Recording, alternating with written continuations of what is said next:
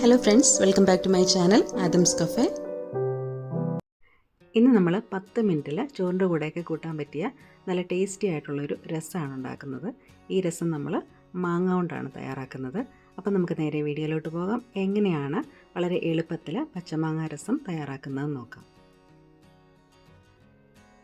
രസത്തിനകത്തേക്ക് ചേർക്കുന്ന ഇൻഗ്രീഡിയൻസ് കല്ലിൽ വെച്ച് ചതച്ചിട്ടാണ് ചേർക്കുന്നത്.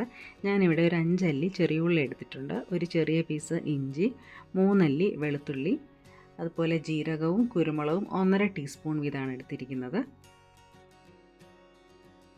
ഇത് രസത്തിലെ മെയിൻ ഇൻഗ്രീഡിയൻ്റ് ആയിട്ടുള്ള പച്ചമാങ്ങയാണ്.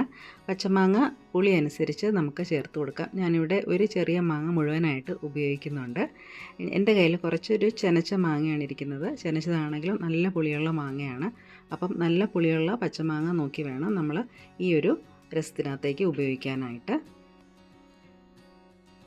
ചട്ടി ചൂടാകുമ്പോഴത്തേക്കും അതിനകത്തേക്ക് 1-1.5 ടേബിൾ സ്പൂൺ അളവിന് വെളിച്ചെണ്ണ ചേർത്ത് കൊടുക്കാം.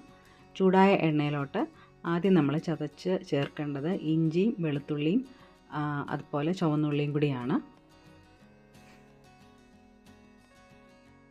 അതിനുശേഷം നമുക്കിതെല്ലാം 1-2 മിനിറ്റ് ഒന്ന് വഴറ്റിയെടുക്കാം. പിന്നീട് നമ്മൾ ഇതിനകത്തേക്ക് ചേർക്കുന്നത് 2 വറ്റൽമുളക്, കറിവേപ്പില, 2 പച്ചമുളകാണ്.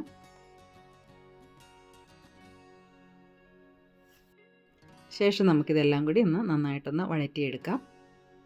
ഇതിൻ്റെ റോ ടേസ്റ്റ് മാറിയ ശേഷം മസാലപ്പൊടികൾ ചേർക്കുവാണ്. 2 ടേബിൾ സ്പൂൺ മല്ലിപ്പൊടിയും 1/2 ടീസ്പൂൺ മഞ്ഞൾപ്പൊടിയും കൂടി ചേർത്ത് കൊടുക്കാം.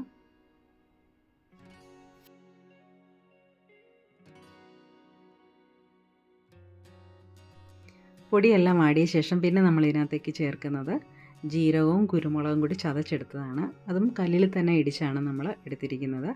അതും ഒന്ന് വഴറ്റിയെടുക്കാം. ശേഷം നമുക്കിതിനകത്തേക്ക് ചതച്ചെടുത്ത പച്ചമാങ്ങ കൂടി ചേർത്ത് കൊടുക്കാം. എന്നിട്ടെല്ലാം കൂടി നന്നായിട്ടൊന്ന് മിക്സ് ചെയ്യാം. അപ്പോൾ ഇതിനകത്തേക്ക് നമ്മൾ ചതച്ച് ചേർത്തിരിക്കുന്ന ഇൻഗ്രീഡിയൻസ് എല്ലാം തന്നെ ഞാൻ കല്ലിൽ വെച്ച് ചതച്ചാണ് എടുത്തിരിക്കുന്നത്. ഇനി ഇതിനകത്തേക്ക് ആവശ്യത്തിനുള്ള വെള്ളം ചേർത്ത് കൊടുക്കാം. ഞാനിവിടെ ചെറിയ ചൂടുള്ള വെള്ളം 500 മില്ലി ചേർത്ത് കൊടുക്കുന്നത്. പെട്ടെന്ന് തിളച്ച് കിട്ടാനായിട്ട് ഫ്ലെയിം കൂട്ടിയിട്ട് കൊടുക്കാം. കൂടെ തന്നെ ആവശ്യത്തിനുള്ള ഉപ്പും കൂടി ഇതിനകത്തേക്ക് ചേർത്ത് കൊടുക്കാം. നന്നായിട്ട് തിളച്ച് വരുമ്പോഴത്തേക്കും ഫ്ലെയിം ലോ ഫ്ലെയിമിലോട്ടാക്കി കൊടുക്കണം.